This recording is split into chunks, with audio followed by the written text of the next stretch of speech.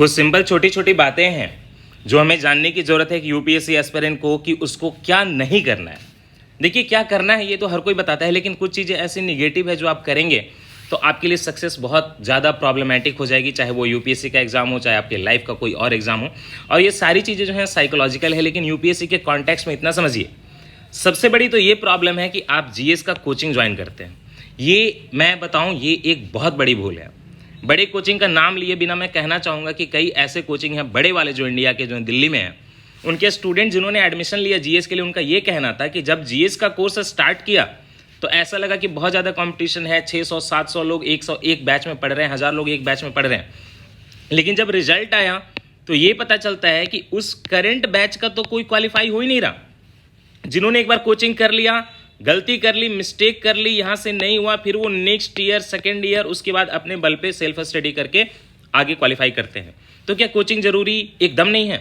मैं एकदम साफ कहता हूँ, कोचिंग बिल्कुल ज़रूरी नहीं है, क्योंकि कोचिंग से जो गाइडेंस मिलती है, जो मटेरियल मिलता है, जो आपको वहाँ पे डिसिप्लिन मिलता है, वो सारा आप गूगल से सेल्फ डिसिप्लिन करके मेंटेन कर सकते हो। गूगल से आप मटेरियल ले लोगे, टेलीग्राम वगैरह से आप मटेरियल ले लोगे जहाँ रिक्वायर्ड है, नॉन कॉपीराइटेड फ्री मटेरियल, और उसके बाद आप आराम से गाइडेंस के लिए किसी भी टॉपर की बात सुन सकते हो या किसी भी दोस्त की बात सुन सकते हो जिन्होंने कोचिंग भी लिया हो। तो कोचिंग की कोई ज़रूरत नहीं है। This is not about money. Coaching में आपका इतना टाइम जाता है कि आप फर्स्ट वाला अटेम्प्ट जो जस्ट कोचिंग के बाद होता है उसकी ठीक से तैयारी नहीं कर पाते और वहीं डिस्क्वालीफाई हो जाते हो। तो पहली तो प्रॉब्लम जीएस की कोचिंग लेना है तो ऑप्शनल की लीजिए, जीएस की मत लीजिए, कभी मत लीजिए। सेकंड, ये सबसे बड़ी प्रॉब्लम है नॉट गूगलिंग। लोगों की प्रॉब्लम क्या है कि वो गूगल नहीं करना चाहते, वो चाहते हैं उनको रेडीमेड कोई जो है उनसे पूछे क्वेश्चन किसी से और उसका आंसर दे दे। नहीं, ऐसे नहीं होगा। छोटी छोटी चीज़ों की कि पानी का पीएच कितना है, आप ये भी आप किसी से पूछने लगते हो, वो इंसान भी फ्रस्ट्रेट हो जाता है। आपको गूगल करना पड़ेगा, गूगल करना पड़ेगा आपको न्यूज़ के लिए, गूगल करना पड़ेगा आपको मटेरियल के लिए, गूगल करना पड़ेगा आपको टेस्ट पेपर के लिए, गूगल करना पड़ेगा आपको स्ट्रैटेजी के लिए, गूगल करना पड़ेगा आपको अपने ऑप्शनल के लिए, गूगल करना पड़ेगा आपको आपके आंसर राइटिंग के लिए, गूगल करना पड़ेगा एसे के लिए, गूगल करना पड़ेगा स्ट्रैटेजी के लिए। हर चीज़ के लिए आपको गूगल करना पड़ेगा। आज के ज़माने में अगर आप गूगल नहीं करते हो तो आप एक तरह से डिसेबल्ड हो, इतना समझना। तो गूगल तो करना पड़ेगा। Third, over reliance on topper stock. आपको पता है टॉपर जो टॉप होता है वो बस एक रैंक पे जाता है, उसको एक रैंक मिलती है। कई बार किस्मत से मिलती है, कई बार कम मेहनत से मिलती है, कई बार जीएस से मिलता है, ऑप्शनल से मिलता है, कभी एसए से मिलता है, कभी इंटरव्यू से मिलता है। लेकिन आप क्या करते हो, आप जो टॉपर का जो ऑप्शनल था वो लेके बैठ जाते हो, मार्क्स नहीं देखते। ये नहीं देखते कि यूपीएससी में 1000 बच्चे सेलेक्ट हुए तो उस ऑप्शनल से कितने सेलेक्ट हुए, आपको लिस्ट का नहीं अनुमान लगाया जाता। आप बस टॉपर की बातों पे ओवर रिलाई करते हो। टॉपर कई बार एक्स्ट्रा ऑर्डिनरी भी होता है, ऐसा भी होता है, कई बार टॉपर बहुत ऑर्डिनरी भी होता है, किस्मत लग गई होती है। ये over reliance on topper stock है, ये कभी मत करिए। देखना है तो यूपीएससी का पिछले साल का डेटा देखिए, कौन कहाँ से क्वालिफाई हुआ था, किस ऑप्शनल से हुआ था, मार्क्स कितने आए थे। देखना है तो किसी मेंटर के टॉक को देखिए जिन्होंने जिंदगी में 1000 यूपीएससी क्वालिफाइड कैंडिडेट बनाए हों, 500 क्वालिफाइड कैंडिडेट बनाए हों। ऐसे लोगों की टॉक देखिए, ऐसे टीचर्स की टॉक देखिए, क्योंकि वो जानते हैं 1000 कॉपी देखने के बाद, 4000 कॉपी देखने के बाद, 3000 कॉपी देखने के बाद कि कैसा लोग लिखते हैं कि उनको पक्के मार्क्स मिलते हैं। टॉपर बस ये जानता है कि उसने लिखा और उसको मार्क्स आए। तो टॉपर स्टॉक पे ओवर रिलाई मत करिए। Next, social media and phone addiction. अगर आपका फोन में डेली 2 घंटे से ऊपर का जाता है टाइम, दैट मीन्स कि you are destroying your career and life. देखिए, फोन में टाइम जाने का मतलब ये नहीं है कि आंसर राइटिंग, प्रैक्टिस, ये सब चीज़ें। फोन में टाइम जाने का ये मतलब है कि आप किसी दोस्त से बात कर रहे हो घंटे घंटे, आप वहाँ पे सोशल मीडिया पे चैट कर रहे हो, ट्विटर कर रहे हो, टेलीग्राम पे लोगों से चैट कर रहे हो, लोगों को स्क्रॉल कर रहे हो, बस ऐसे ही देख रहे हो। ये सब टाइम वेस्टिंग होती है, ये सब मत करिए, ये आपकी पढ़ाई में बहुत बड़ा खतरा हो सकता है। फ़ोन एडिक्शन भी उसी में इंक्लूड होता है, क्योंकि आजकल जनरली आप सोशल मीडिया जो है फ़ोन से यूज़ करते हो। अगर आपको फ़ोन का यूज़ करना है तो वन टाइम मटेरियल डाउनलोड करने के लिए करिए, टेस्ट देने के लिए करिए, that's it. Next, making everyone happy. ये one of the most important है। कई लोगों को लगता है कि पेरेंट्स ने जो कह दिया वो लकीर के फ़कीर, उनकी बात तो मानिए, ऐसा नहीं है।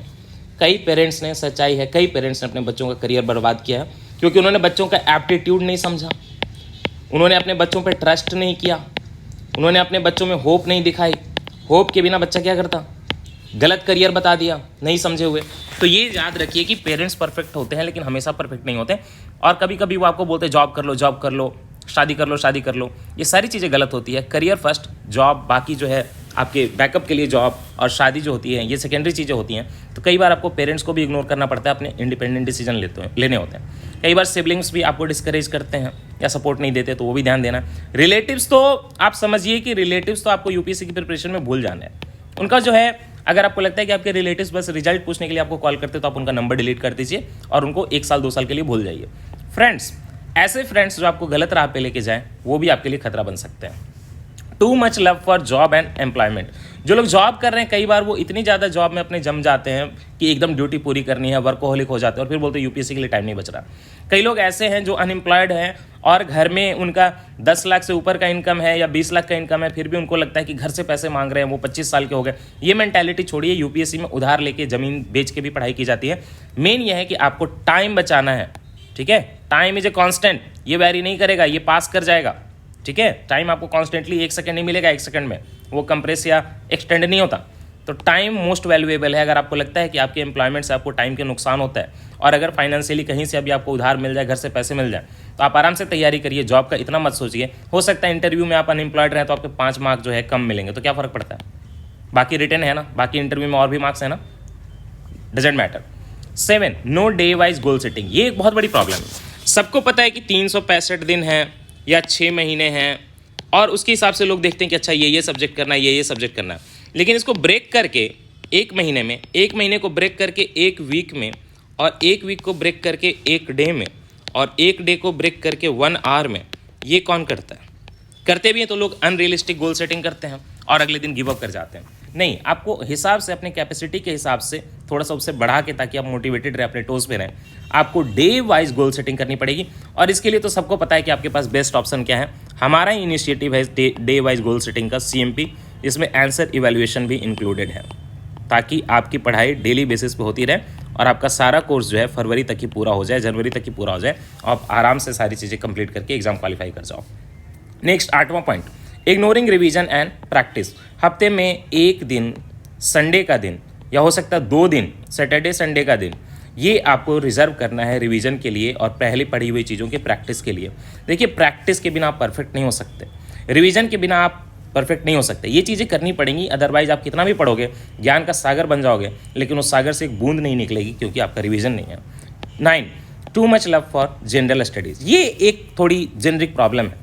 ये सब लोगों को, जिन लोगों को यूपीएससी की तैयारी करने को बोला जाता है, उनको GS 1 तो चलो ठीक है, GS 2, 3 इतना इंटरेस्टिंग लगता है क्योंकि सारा करंट अफेयर से भरा पड़ा है ना, इकोनॉमी, पॉलिटी, सब कुछ भरा पड़ा।